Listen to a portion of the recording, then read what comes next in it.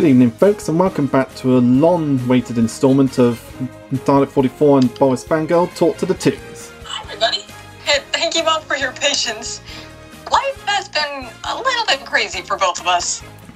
Yeah, what with the cough going around and other random stuff before then, but we're finally back with our second interview.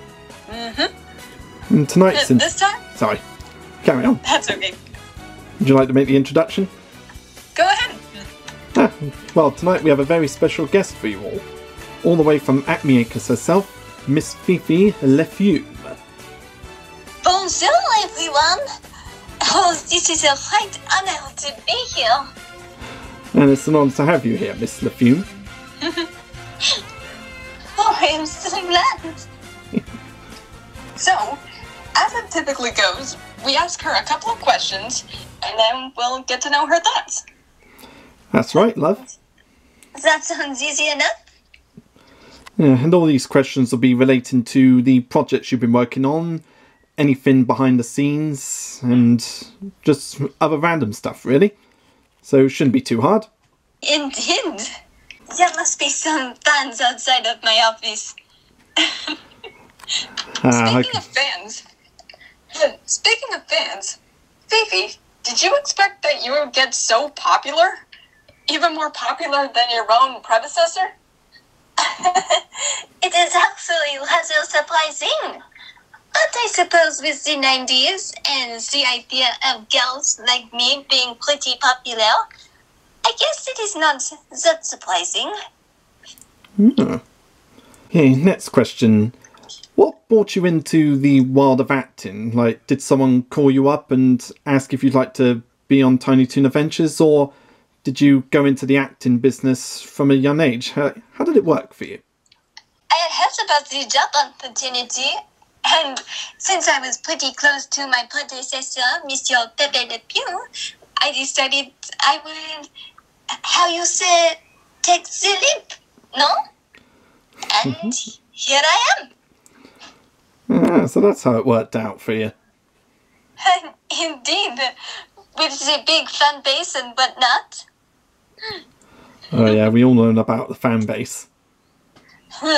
So many fans. I will admit it is a little bit unnerving, but it was a feeling that I eventually had to get used to. Of course. Fair enough. So, what was your favorite episode to perform in?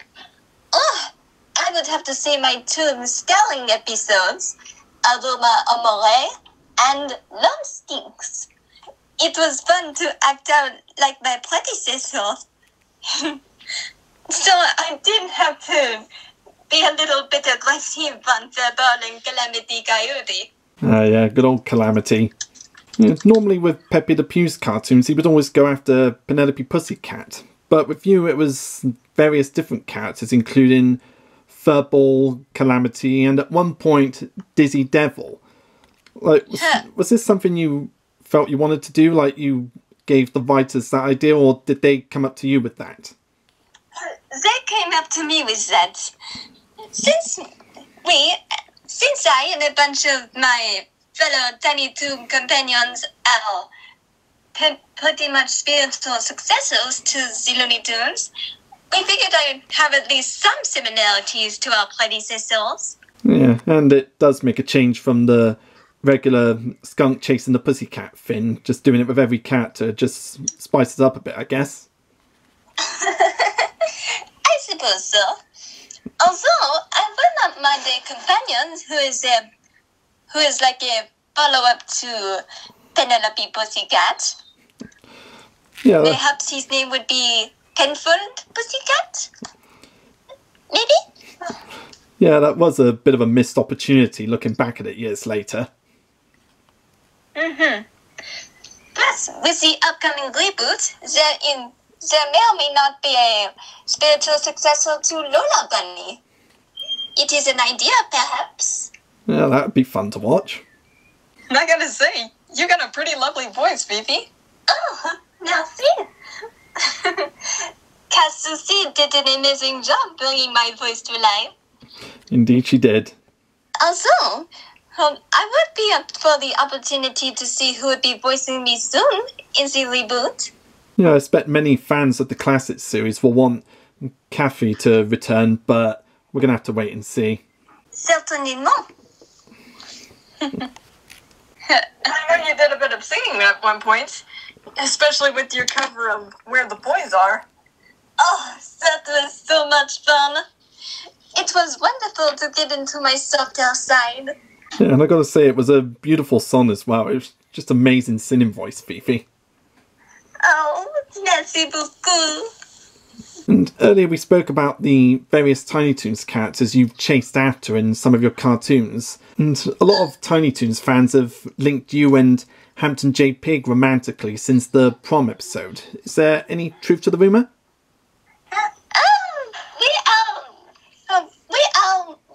We were a little bit romantic, but we at one point decided that we would be better as friends. Although he was going after the duck girl Bailey at one point, and let us just say things did not work out between him and her. Ooh, I can imagine.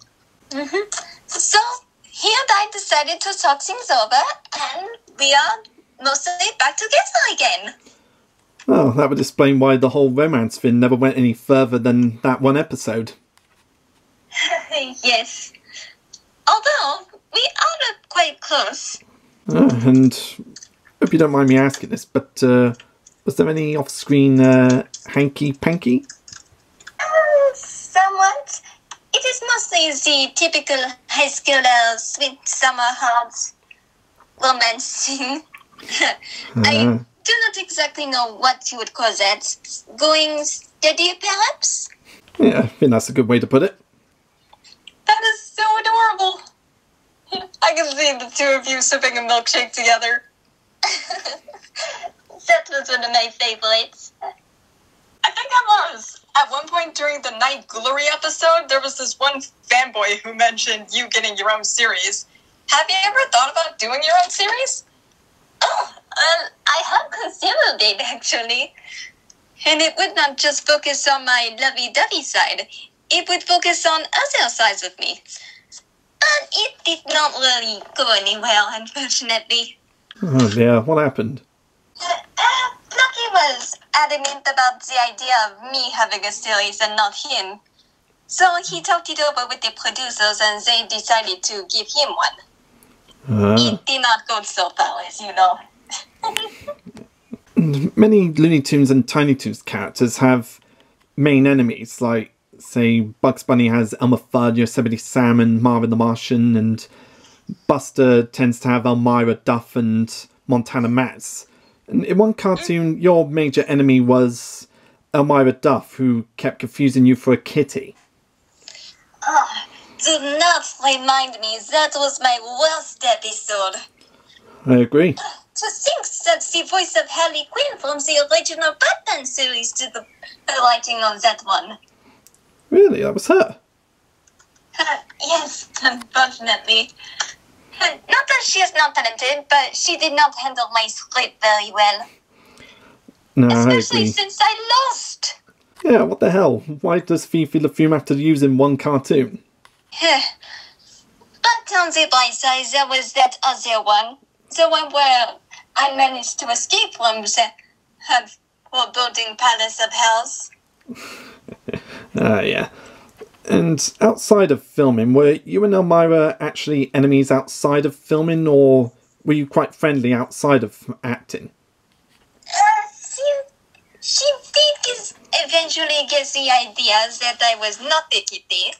It did take a lot of persuasion, though. Persuasion with the stench, if you don't mind my saying?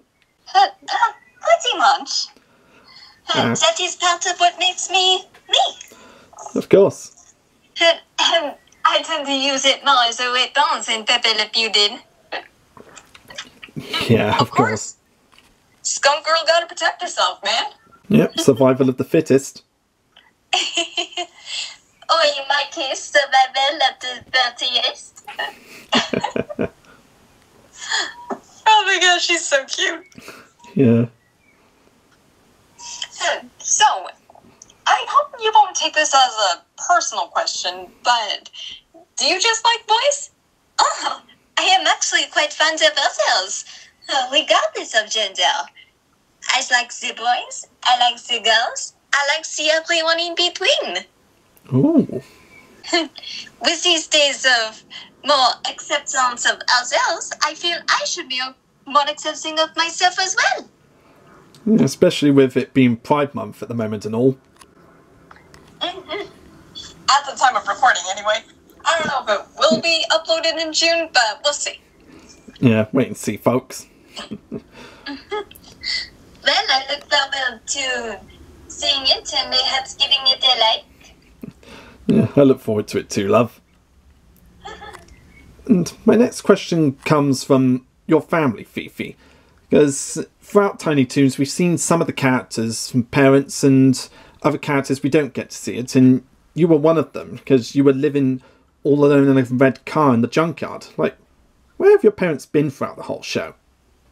Oh, they are homebodies, as it were, and they live in France.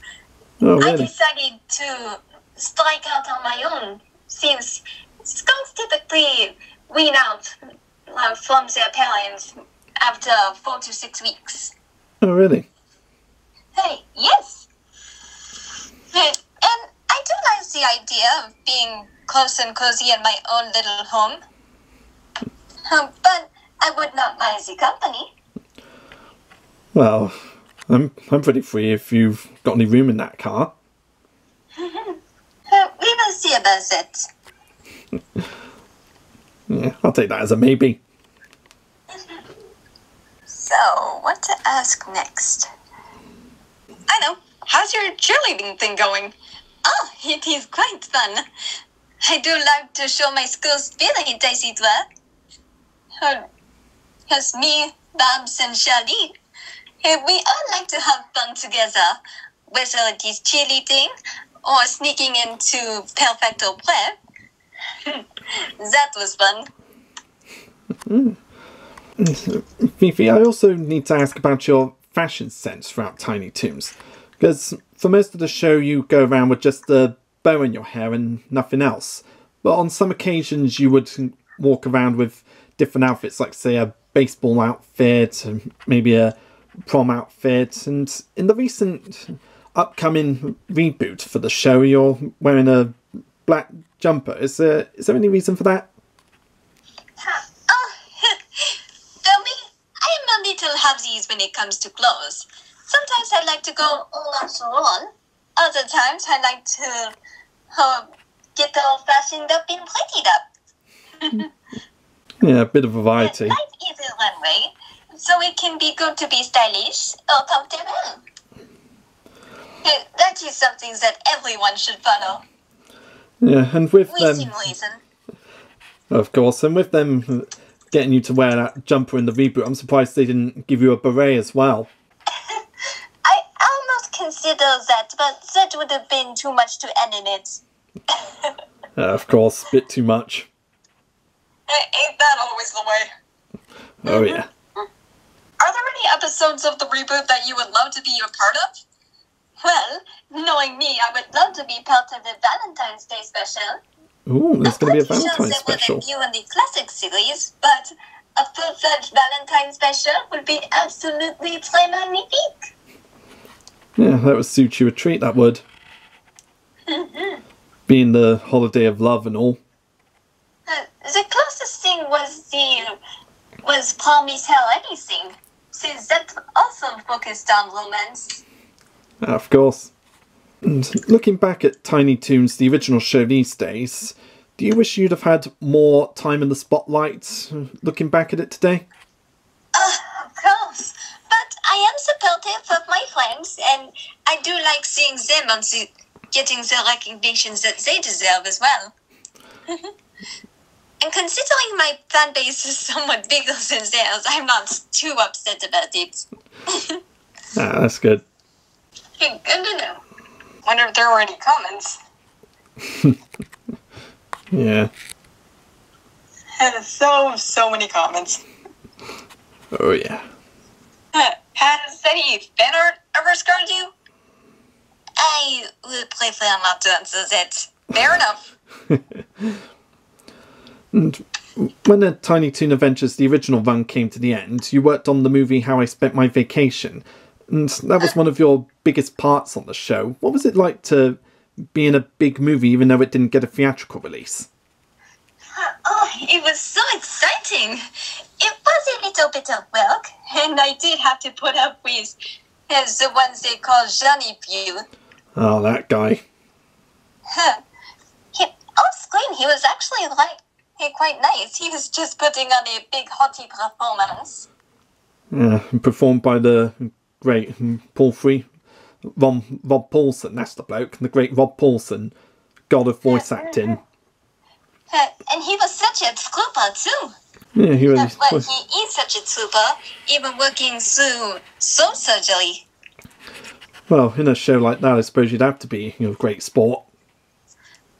But yes, the movie was exciting to work on. It was fun getting dressed up in those funny disguises. And that bed of food I was lounging on, it wasn't actually really food, it was plastic. Ah, that's alright then. They didn't waste good food. And it was done so that my belt would not get too messy. Ah. I also remember you made a cameo on the classic Animaniacs episode, Survey Ladies. That was a lot of fun. The little Warner Brothers and their sister are such good actors. I'm glad that they got their reboot too, but I am sad to see it end.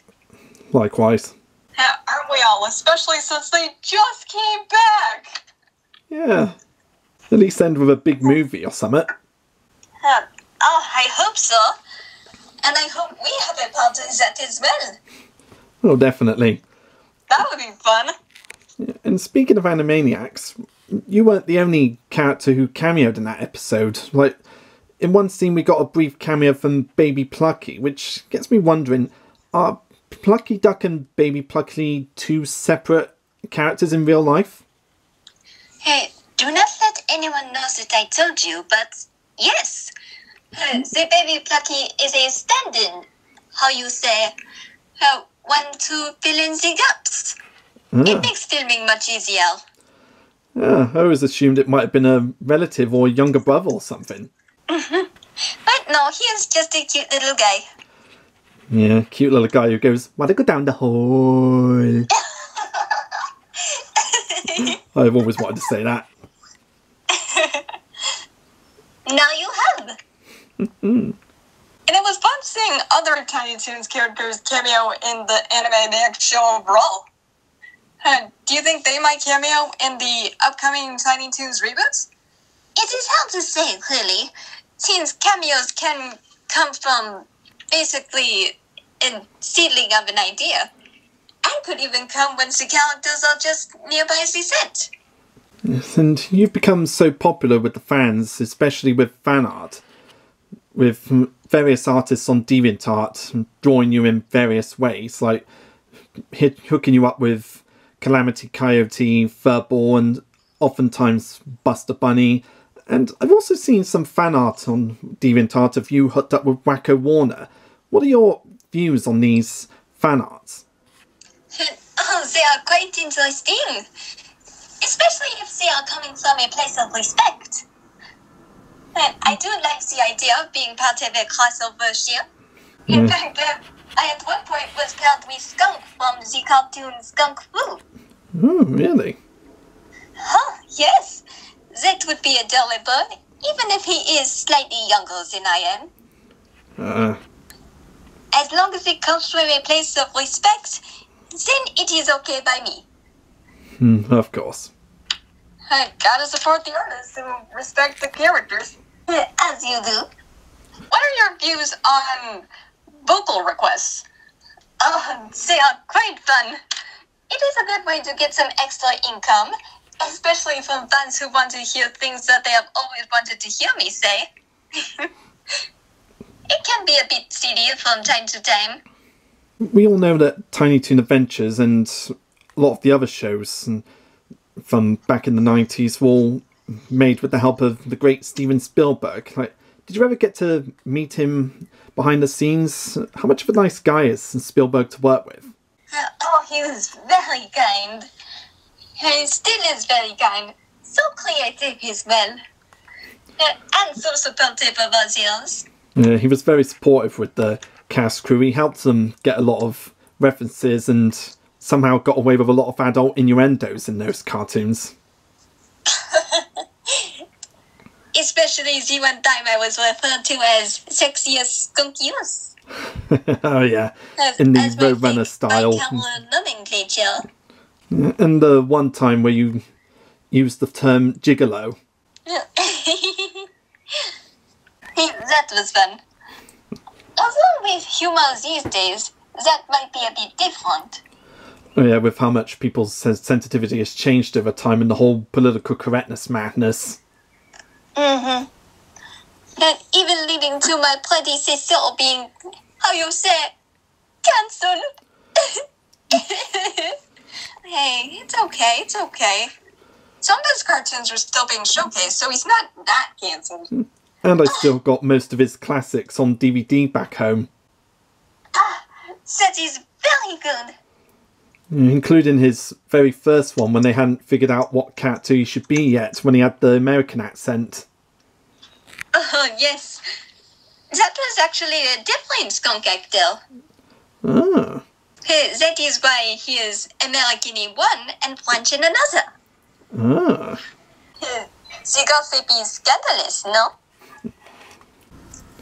Sorry. Didn't have any notes available with me. Oh. That is alright. Yeah, it's alright. We'll probably edit that out in the editing session. No one will know. Good. Are there any characters, like other descendants of famous Looney Tunes that you're hoping to see? Oh, that is an interesting question. Aside from the aforementioned Penelope Pussycat and Lola Bunny, perhaps one who could be a possibility is a character who is Pepe Le Pew's first cousin, Peter Le Pew. I am not sure if you remember the Sylvester and Tweety Mystery series, but he was a character who appeared in that one episode. Oh yeah, he had the funny hair. Mm-hmm. It overlapped his eyes. It's been such a long time since I've watched that cartoon. I think there are still clips of him in action on YouTube. There is a remarkable playlist called Cartoons with Skunks. It was made by someone named, a user who goes by the name of BorisFangirl. Hey, that's me! Oh!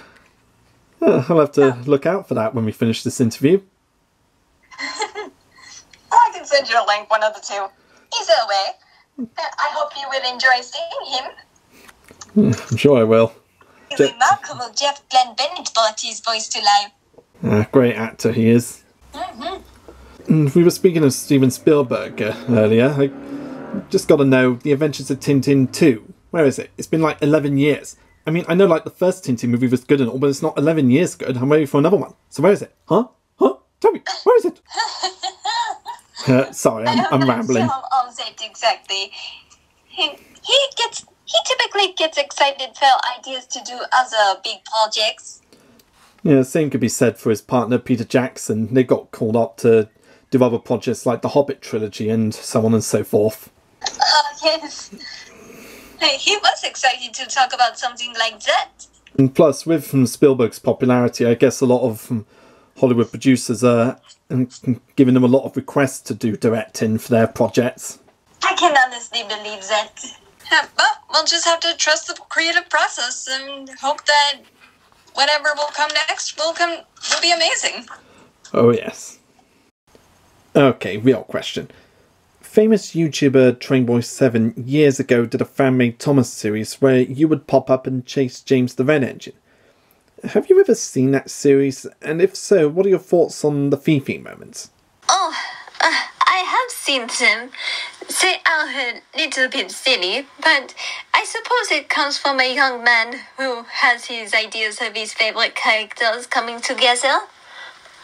Although, I think I have come to understand that he thinks that he does not like them as much as he thought he did, and he thus have removed those videos. Especially from someone who who was a fan and said some rather horrible things to other people. Yeah, I heard about that, and it was not pretty, trust me. Yeah, but he was young at the time, and he had to start somewhere, I suppose. And for the upcoming reboot, are there any plans to hear you sing on screen for the first time? Oh, I hope so. I cannot rightly say so because I want to avoid spoilers. Of course. But I am definitely hoping I will get my chance to sing in the spotlight. Yeah, that would be a great highlight, love. In English, in French, or even in Japanese. That'd be cool. Thank you. Or, as they would say, arigato. I did learn a little bit from the Japanese dub of the series. And going on the topic of stuff that's not Tiny Toons or Animaniacs related, what are your thoughts on modern day cartoons? Some of them are alright. There are some very beautifully animated scenes out there. Oh, definitely. It is a little hard for me to choose my favorites. And it is also a little hard to choose which is my least favorite. There are some good ones, there are some bad ones. Ain't that the truth? Like I say, one example of a good reboot would be the DuckTales reboot. And even I must admit that was remarkable. yeah, given that they had a big story arc going on throughout the whole thing. It is mostly because it is part of the competition. Oh yeah. Oh, right, because it's from the other studio. Ah yes, the happiest place on earth, so they say. Debatable. Although, our studio isn't quite perfect either, so I understand. And of course, there's the ever-so, quote-unquote, notable Teen Titans Go. Oh, don't get me started on that one. Okay, I won't. Although I gotta say, I did enjoy the movie. I found the movie to be funnier than the TV series. Isn't it good at least? I suppose it helps that they got Will Arnett, aka Lego Batman, to play Slade. Oh, he's quite fun. And surprisingly, Stan Lee. Ah yeah, the great cameo from Stan Lee. I don't care if it's DC, I just love making cameos. What a sport that man was. He was remarkable. Oh yeah. He himself was the Marvel. When it comes to your voice, do you have any ideas of who you would want to voice you? Oh, I am not quite sure on that. Perhaps they would hire someone new. Someone new, young, inexperienced, but somewhat experienced. Or they would go with the classic Kath Soucie. That is what a lot of people are hoping for. Yeah, I'd imagine they'd either go for the original voice actress if she's available, or perhaps they'd find someone who could give a new take on the cat, or perhaps someone who could do an imitation of the original voice. Who knows? I think I might know someone who would do that. Oh yeah? Points to self. Ah, I see what you did there. We talked about Looney Tunes and Tiny Toons and crossovers in the past, but when they did the film Looney Tunes Back in Action, was there any talk of you and any of the other Tiny Toons and Animaniacs characters making a cameo in that movie? Honestly, I don't remember, but I would have loved to. Especially with seeing Brendan Fraser up close. Oh yeah, and especially since they got Shaggy and Scooby-Doo to cameo. It was amazing. It was a somewhat symbolic passing of the torch, as it were, with Matthew Lillard and Casey Kasem in the same scene. Yeah, and they gave away the sequel in that scene too. That is right. Yeah, it just makes me feel like rewatching that movie. It makes it seem like Joel Dante wanted to recreate a Who Framed Roger Rabbit type film, but got restricted due to the studio interfering. Is there any truth to that rumour? Somewhat not. I'm not going into too much detail on it. It is a bit complicated. Yeah, I've heard a lot of stories. Yeah, one of the ongoing stories of it is the fact that the studio desperately wanted a Space Jam 2. Oh, yes. And they got one. without Pepe. Or Michael Jordan. Mm-hmm. But you know who they did put in? The chaps from the Clockwork Orange. Yeah, they had so many cameos in that movie from various characters and they didn't really do anything with them, so what was the point in that? I do not know, but it still bothers me. Yeah, it just makes me think, rewatching it so many times, that it was originally intended to be a Warner Brothers multiverse film, but then someone just decided, let's give him a Space Jam 2. I mean, I don't know if that's how it actually went, but it just seems that way having rewatched it. If only. It would have made sense if the Tiny Toons and the Animaniacs made appearances. The original movie was slipping with 90s cheese. Yeah. It's one of the most 90s movies at the time. So true. I think that's all the questions I've got for this interview. You got anything else to add, BorisFangirl? Honestly, not really, but I'm just so glad to be here. I am glad too.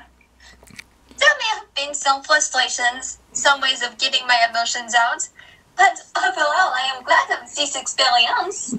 And we were glad to have you take the time to join us here too, Miss LaFume. It was my pleasure. And here's to you getting more storylines in the reboot. Oh, I hope so. Yes, and before you go, Miss Fume, here's me card. Give me a call if you want to go for some Italian or summit sometime. We will see what happens. Merci. Well, as you say in France, au revoir.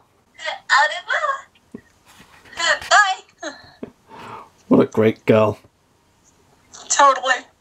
I can see why she's so popular. Oh yeah.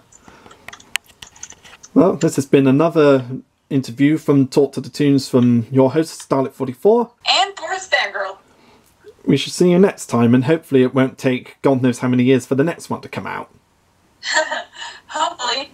Also, if you happen to have any suggestions, feel free to leave them in the comments below. Considering this gets comments. And we will take your considerations into consideration. Gladly. Bye. Cheerio.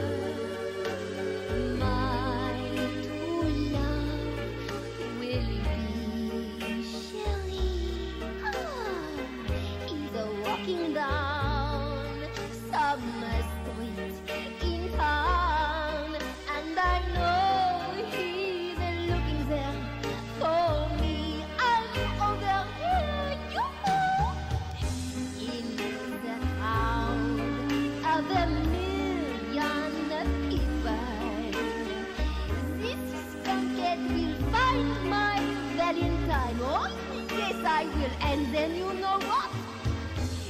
Then I'll climb to the high